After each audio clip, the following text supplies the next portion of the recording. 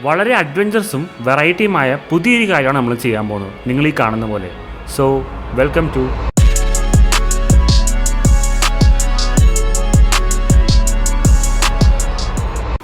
ഹേ guys. നിങ്ങൾ വിചാരിക്കും ഞാൻ ഈ പഴവും പിടിച്ചെന്തിനാ ബീച്ച് ചെയ്യണമെന്ന്. പക്ഷേ നിങ്ങൾ ആദ്യം കണ്ട പോലെ ഞാൻ ഇന്ന് ചെയ്യാൻ പോകുന്നത് സർഫിംഗ് ആണ്. എൻ്റെ ഒരുപാട് നാളത്തെ ആഗ്രഹമാണ് സർഫിങ്. കുറേ സിനിമയിലേക്ക് കണ്ടിട്ടുണ്ട് ഞാൻ. പക്ഷേ നമ്മൾ ഇന്ന് വർക്കിൽ വന്നപ്പോൾ തന്നെ ഉറപ്പായിട്ടും ഇത് ട്രൈ ചെയ്യണമെന്നുണ്ടായി. അപ്പോൾ നമ്മൾ സർഫ് ചെയ്തെത്തിയേക്കാണ്. അപ്പോൾ നിങ്ങൾ ചോദിക്കും ഈ പഴം എന്തിനാണെന്ന്. ആക്ച്വലി ഇവിടുത്തെ ഇൻസ്ട്രക്ടർ എന്നോട് പറഞ്ഞു സർഫിന് മുന്നായിട്ട് ഹെവി ആയിട്ടൊന്നും കഴിക്കരുത്, ലൈറ്റായിട്ട് ഫുഡ് കഴിക്കണമെന്ന്. അപ്പോൾ ഞാൻ നോർമലി വർക്കൗട്ട് ചെയ്യുന്നതിന് മുന്നേ പ്രീ വർക്കൗട്ടായിട്ട് കഴിക്കാറുള്ള പഴമാണ്. പിന്നെ ഇവിടെ ഒറ്റ റെസ്റ്റോറൻറ്റും ഇല്ല രാവിലെ, വേറെ ഒന്നും മേടിച്ച് വെച്ച് കഴിക്കാൻ പറ്റത്തില്ല. അപ്പോൾ പഴം നല്ലൊരു പ്രീ വർക്കൗട്ടാണ്. അപ്പോൾ സർഫിങ് പ്രീ വർക്കൗട്ട് പോലെ തന്നെ കുറച്ച് പാടാണ്. അപ്പോൾ നമ്മൾ ലൈറ്റായിട്ട് ഇത് കഴിച്ച് കഴിഞ്ഞാൽ അവിടെ കിടന്നോളും, കുറച്ച് എനർജി ഉണ്ടാവും നല്ലപോലെ. അപ്പോൾ ഇങ്ങ് പോയാലോ സർഫ് ചെയ്യാൻ. അപ്പോൾ നമുക്ക് ആദ്യം പഴം കഴിക്കാം. ഇത് പച്ചപ്പഴമാണോ? ഇവിടെ പച്ചയുടെ ഇത് നോക്കി ഗൈസ്. ഒരു പഴത്തിന് അയാൾ 20 രൂപ മേടിച്ചു. കുഴപ്പമില്ല. ഓഹ്, ട്രൂളി പച്ച തെണ്ടി ഗൈസ്. ഇവിടെ ഭയങ്കര പറ്റിയിട്ടുണ്ട് ആൾക്കാർ. ഞാൻ പറഞ്ഞു ഇപ്പോൾ കഴിക്കാൻ വേണ്ടി വേണമെന്ന് പഴം. എന്താ കടക്കാരൻ ചേട്ടൻ കഴിക്കാൻ പറ്റുകയാണെങ്കിൽ നീ പിടിച്ചു നോക്കില്ലായിരുന്നോ? നമ്മളപ്പോൾ വെയിറ്റ് ചെയ്ത് തന്നെ നമ്മൾ സർഫിംഗ് ബോർഡൊക്കെ ആയിട്ട് അവിടെ ഒരു ടീം എത്തിയിട്ടുണ്ട്. ഇതോ മേളിൽ അവർ സെറ്റ് ചെയ്യും. എന്താണ് ഈ അടുത്ത ട്രെയിനിങ്ങും കാര്യങ്ങളൊക്കെ സ്റ്റാർട്ട് ചെയ്യാൻ പോകണം. നമ്മളിവിടെ എത്തിയിട്ട് ഒരുപാട് സർഫിംഗ് ഗ്രൂപ്പ്സ് ഉണ്ട് ഇവിടെ. അപ്പോൾ നമ്മുടെ പുള്ളി എത്തിയെന്ന് പറഞ്ഞു. അതെ, മേളിലുണ്ട്. അതാ. അപ്പോൾ നമ്മുടെ ആളിതേ ഇത് മുകളിൽ വന്നിട്ടുണ്ട്.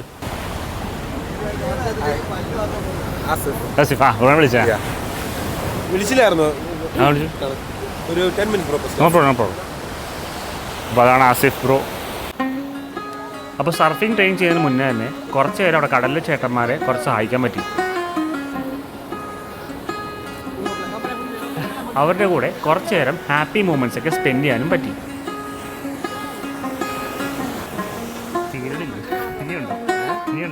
അത് കഴിഞ്ഞ് നമുക്ക് അവർ നല്ല ഡീറ്റെയിൽഡായിട്ട് സർഫിങ്ങിൻ്റെ ട്രെയിനിങ് തന്നു. ഞങ്ങളെല്ലാവരും നല്ല ശ്രദ്ധയോടെ അത് കേട്ടിരുന്നു.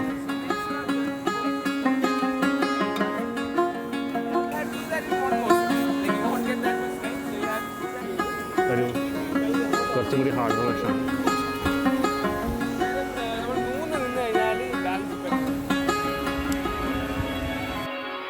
അപ്പോൾ നമ്മളുടെ സ്കിൽസ് എല്ലാം പുറത്തിറക്കാൻ സമയമായി. ഇനി കളികളെല്ലാം കടലിൽ. അപ്പോൾ വാ നമുക്ക് കുറച്ച് സർഫിങ് ചെയ്താലോ. കാണുന്ന പോലെ അത്ര എളുപ്പമല്ല ഈ പണിയൊന്ന് വെള്ളത്തിൽ ഇറങ്ങിയപ്പോൾ തന്നെ എനിക്ക് മനസ്സിലായി. ഞാൻ കിടന്ന് കഷ്ടപ്പെടുന്നത് നിങ്ങൾക്കും കാണാമല്ലോ. പിന്നെ കുറച്ച് ശ്രമങ്ങളൊക്കെ കഴിഞ്ഞപ്പോൾ തന്നെ കറക്റ്റായിട്ടൊക്കെ ചെയ്യാൻ പറ്റി.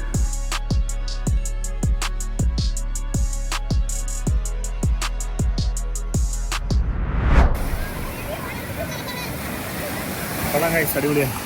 പിള്ളേർക്ക് കഴിച്ചാൽ ഒരു 10-15 വർഷം ചെയ്തു. ഇപ്പോൾ ഓൾമോസ്റ്റ് വെറുതെ കിടന്ന് ഞാൻ പഠിച്ചു. അത് കഴിഞ്ഞ് ഞാനും ആസിഫ് ബ്രോയും കടലിൽ കിടന്ന് കുറച്ച് നേരം സംസാരിച്ചു. ഞങ്ങൾ സർഫിങ്ങിനെ കുറിച്ച് അത്യാവശ്യം നല്ലോണം സംസാരിച്ചു. നമ്മൾ ബാക്കോട്ട് പോകുന്നുണ്ടല്ലേ? ഓസ്ട്രേലിയയിൽ ചുഴലിക്കാറ്റ് വന്നപ്പോഴത്തേക്കും എല്ലാവരും ഓടുന്നു. ഇപ്പോൾ സർഫേഴ്സ് കടലിലോട്ട് പോകും. അപ്പോൾ അവർ മുട്ടൻ തര പാറന്ന് ചാടിയിട്ട് നീന്തി പോകും. ഞാനപ്പോൾ എന്ത് വട്ടാണ്.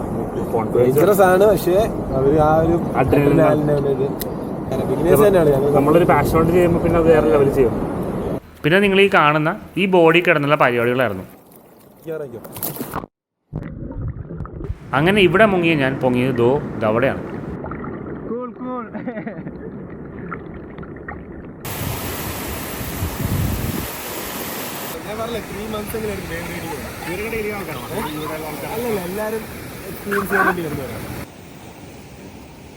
നിങ്ങളുടെ എത്ര ആയപ്പോൾ ചെയ്യണത്? ലാസ്റ്റ് 3 years ആയിട്ട് ചെയ്യുന്നുണ്ട്. 2-3 വർഷമായിട്ട്. അതെ അതെ, ഞങ്ങള് ചാത്തന്നൂർ എന്ന് പറയും, അടുത്തായിരുന്നു.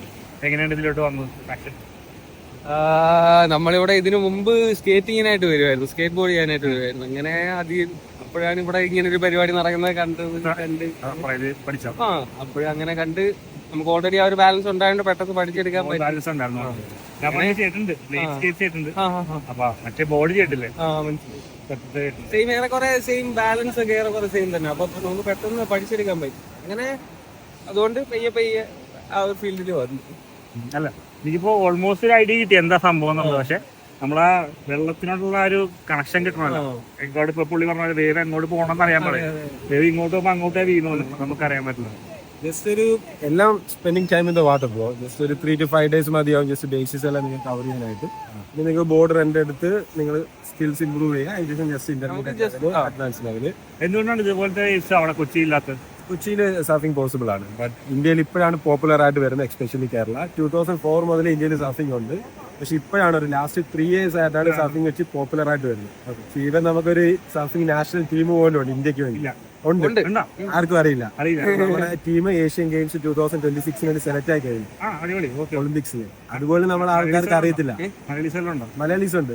മലയാളിയിലെ കോളം വയനാട് നാഷണൽ ചാമ്പ്യൻ രമേശ് ബുദ്ധിഹൾ എന്ന് പറയും. ഇപ്പൊ ശ്രീലങ്കയിൽ കോമ്പറ്റീഷന് പോയേക്കുവാണ്. മഹാലു സർഫിംഗിൽ നമ്മളെ ഹെൽപ്പ് ചെയ്ത ജെൻസനും ആസിഫും സൂപ്പറാണ്.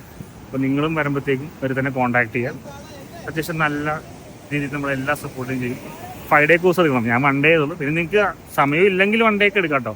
ജസ്റ്റ് ഒരു എങ്ങനെയാണെന്നുള്ളൊരു ഐഡിയ കിട്ടും. നമുക്കൊരു ചെയ്ത് കഴിയുമ്പോൾ ഒരു സാറ്റിസ്ഫാക്ഷൻ കിട്ടും. നമ്മൾ ഒരു സംഭവം അച്ചീവ് ചെയ്യുന്നുള്ളത്. അപ്പോൾ തീർച്ചയായിട്ടും നിങ്ങളും ട്രൈ ചെയ്യാം. നല്ല വിശപ്പുണ്ട് കഴിച്ചു. ഒരു പഴം തിന്ന പഴം എങ്ങോട്ട് പോയെന്ന് ആർക്കും പറയാൻ പാടില്ല. തേച്ച് പണ്ടകളി നേരെ ഫുഡ് കഴിക്കുമ്പോൾ ഫ്രഞ്ച് ടോസ്റ്റ് കഴിക്കാനൊരു ആഗ്രഹം. രാവിലെ നല്ല കിടിലും ഫ്രണ്ട്സ് ഒരു റെസ്റ്റോറൻറ്റ് ഉണ്ട്. അപ്പോൾ അങ്ങോട്ട് പോകും. നേരെ അങ്ങോട്ടാ വേറെ അടുത്തും പോകണം. ലക്ഷ്ണ ഇവിടെ ചോദിച്ചു.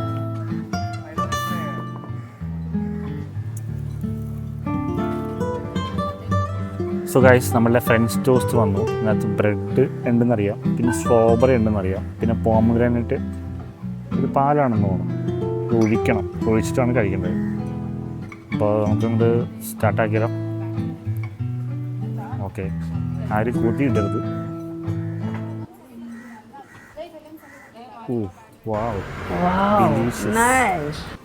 അങ്ങനെ നമ്മളുടെ ഫ്രഞ്ച് ടോസ്റ്റിനെ മുറിച്ചു ഗൈസ്. ഒരു ബൈറ്റ് ചെയ്ത് നോക്കാം അങ്ങനെ ഉണ്ടെന്ന്.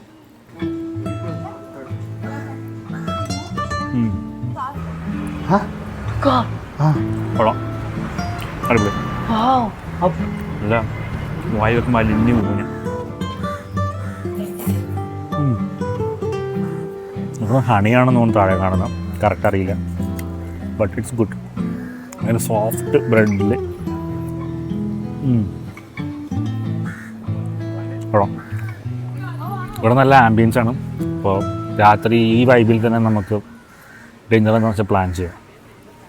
അപ്പോൾ ഒരു ബൈറ്റ് നിങ്ങൾക്ക് ആക്കിയാലോ? ഓക്കെ, ഒരു ബൈറ്റേ ഉള്ളൂ, ഇനി തരത്തില്ല. ഈ ഫ്രണ്ട്സ് ടോസ്റ്റ് തീർത്തിട്ട് വേണം റൂമിൽ പോകണം. റെസ്റ്റ് ചെയ്തിട്ട് നമുക്ക് ഫിഷ് കഴിക്കാൻ പോകണം. ഇന്ന് വർക്കല ക്ലിഫിൽ പോയിട്ട് ഒരു കിടിലം ഫിഷ് കഴിക്കാൻ പ്ലാൻ ചെയ്തിരുന്നു. അപ്പോൾ ജ്യൂസും കൂടി വന്നു ഗൈസ്. നല്ല ചൂടാണ് ഇവിടെ.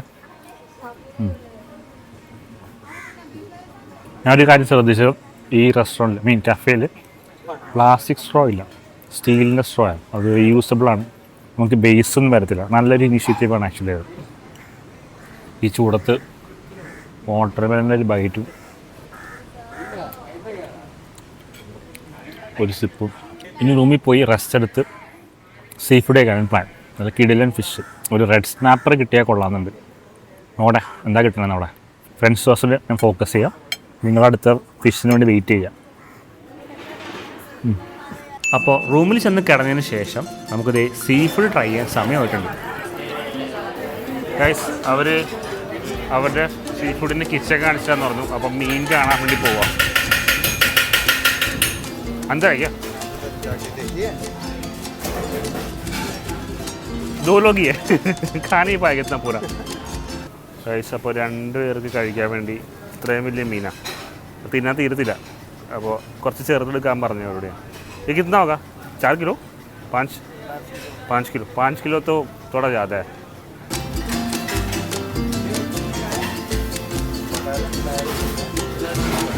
അപ്പോൾ 2600 പറഞ്ഞ് ലാസ്റ്റ് ഉറപ്പിക്കട്ടെ.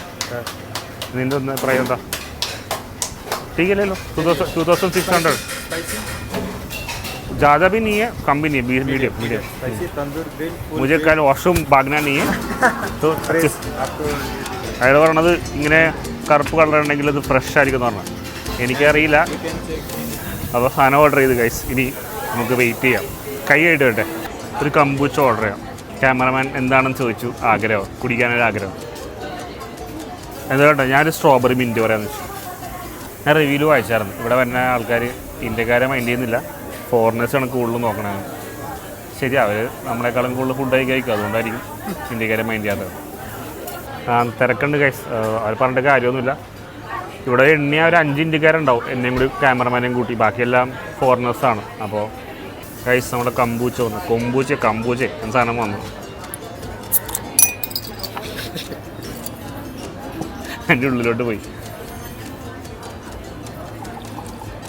അതെന്താ ഗൈസ്, എൻ്റെ ഉള്ളിൽ നിന്ന് എന്തോ സാധനം വീണു. ഓ, സ്ട്രോബെറി മിൻറ്റാണ്.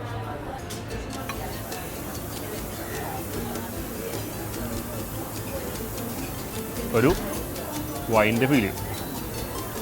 നമ്മൾ ഫിഷ് ഓർഡർ ചെയ്തപ്പോഴാണ് വിശപ്പ് വന്നത്. പെട്ടെന്നായിരുന്നു. ഒരു ചിക്കൻ വിങ്സ് ഓർഡർ ചെയ്തതാണ്. അപ്പോൾ ചിക്കൻ വിങ്സ് വന്നപ്പോഴത്തേക്കും ചിക്കൻ വിങ്സ് ചിക്കനും ഫിഷിൻ്റെ ഷേപ്പിലുള്ള പ്ലേറ്റും. അപ്പോൾ ഇനി ഇത് കഴിച്ചു നോക്കാം. കാരണം എനിക്ക് ഫിഷ് ആകുമ്പോഴേ കാത്തു വയ്ക്കാനുള്ള ക്ഷമയെന്ന് പറയുന്നത്. നല്ല വിശപ്പ്.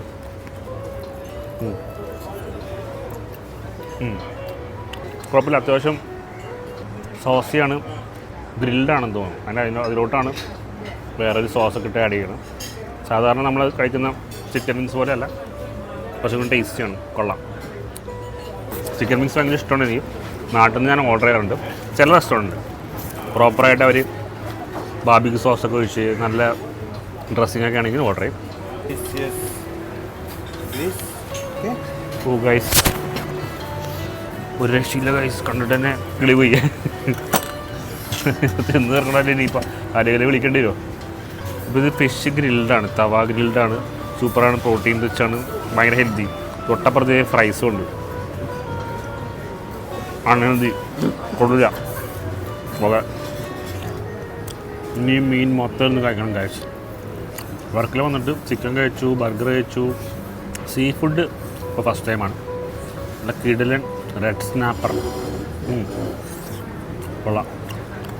ഗ്രിൽഡ് പയ്യെ ഇന്നു ഗൈസ്. ഒരു സൈഡ് കഴിഞ്ഞു. ഇവിടെ ഒരു യുദ്ധഭൂമിയാണ്. മീനെ ഞാൻ മലർത്തിയടിച്ചു. കാര്യം മീൻ നല്ല വലിപ്പമുണ്ടായിരുന്നു, ടേസ്റ്റ് ഉണ്ടായിരുന്നു, എക്സൈറ്റഡ് ആയിരുന്നു. പക്ഷേ ഫുള്ളും കഴിക്കാൻ പറ്റിയില്ല. അതുകൊണ്ട് ബാക്കി ഞങ്ങൾ പാക്ക് ചെയ്യണം. ഫുള്ള് കഴിക്കാൻ പറ്റില്ല ഗൈസ്, വയറ് നിറഞ്ഞല്ല. കുറച്ച് ബാക്കി ടേക്ക് അവേ എടുത്ത് ഞാൻ ഗൈസ്. അപ്പോൾ ഫുഡൊക്കെ കഴിച്ചു. ഇതേ ബാക്കിയുള്ളത് ടേക്ക് അവേ എടുത്ത് ഞാൻ. വലിയ മീനായിരുന്നു ഗൈസ്, പക്ഷേ ടേസ്റ്റ് ആയിരുന്നല്ലേ. അപ്പോൾ സർഫിങ് ഒക്കെ കഴിഞ്ഞ് ക്ഷീണിച്ച് ഒരു പോസ്റ്റ് മീലായിട്ട് അടിപ്പം ഫിഷും കഴിച്ചു. ഇനി വർക്കിലേക്ക് വിട പറയാൻ സമയമായി. അപ്പം എന്താ പറയുക, ഞാൻ ഭയങ്കര ഇമോഷണലായി. പക്ഷെ ഇനിയും വരും ഞാൻ വർക്കിലയിൽ. എനിക്ക് ഒരുപാട് ഇഷ്ടപ്പെട്ടു. ഒരുപാട് കാര്യങ്ങൾ ചെയ്യാത്തതുണ്ട്. ഇവിടെ കളരിപ്പയറ്റും ആയുർവേദ മസാജും ഉണ്ടെന്ന് കേട്ടു, പക്ഷെ അതിന് സമയമില്ല ഗൈസ്. അപ്പോൾ അടുത്ത പ്രാവശ്യം എന്നെ വിളിച്ചായിരുന്നു, രണ്ട് സെൻറ്ററിൽ നിന്ന് വിളിച്ചായിരുന്നു ട്രൈ ചെയ്യുമെന്ന് പറഞ്ഞിട്ട്. ഇൻസ്റ്റഗ്രാമിൽ മെസ്സേജ് അയച്ചായിരുന്നു എനിക്ക്. പക്ഷേ സമയമില്ല, ഭയങ്കര റഷായിപ്പോയി. ഇന്നെനിക്ക് കൊച്ചിക്ക് തിരിക്കണം. വയറൊക്കെ നിറഞ്ഞു. ഇനി റൂമിൽ പോകണം, ഒന്ന് റെസ്റ്റ് എടുക്കണം. രാവിലെ തൊട്ട് സർഫിങ്, ഇതിപ്പോൾ ഫുഡ് അടിച്ച് വേറെ ക്ഷീണിച്ചു. രാവിലെ സർഫിങ് ക്ഷീണിച്ചു. അപ്പോൾ നമ്മൾ വർക്കിൽ നിന്ന് പോകാറായി ഗൈസ്. ലാസ്റ്റ് ഡേയിലെ ലാസ്റ്റ് ഡിന്നറാണത്. ഡിന്നറൊന്നുമല്ല, ഒരു ഷെയ്ക്ക് കുടിക്കാൻ വന്നെന്നുള്ളൂ. നമ്മൾ രാവിലെ ഫ്രഞ്ച് ടോസ്റ്റ് കഴിക്കാവുന്ന അതേ കടകളിൽ നിന്ന് രാത്രിയും വന്നത്. ഒരു ചോക്ലേറ്റ് ഹേസൽനട്ട് സ്മൂത്തിയോട് കൂടി ബൈ ബൈ വർക്കല ഗൈസ്. അപ്പോൾ നമ്മൾ വർക്കലക്ക് ബായ് പറയുവാണ്. ഒരു ചോക്ലേറ്റ് ഹേസൽനട്ട് സ്മൂത്തിയൊക്കെ കുടിച്ചു. Bye bye to Varkala. അടുത്ത വീഡിയോ കാണാം ഗൈസ്. സബ്സ്ക്രൈബ് ചെയ്യാനും മറക്കരുത്. ഏതെങ്കിലും ലൊക്കേഷനെ പറ്റി എന്തെങ്കിലും ഐഡിയാസ് ഉണ്ടെങ്കിൽ നിങ്ങൾ താഴെ കമൻറ്റ് ചെയ്യുക. ഞാൻ അവിടെ പോയി എക്സ്പ്ലോർ ചെയ്ത് അതിൻ്റെ പ്രോപ്പർ വീഡിയോ ഇതുവരെ ചെയ്യുന്നതായിരിക്കും. അപ്പോൾ ഗൈസ്, അടുത്ത വീഡിയോ കാണാം. ബൈ.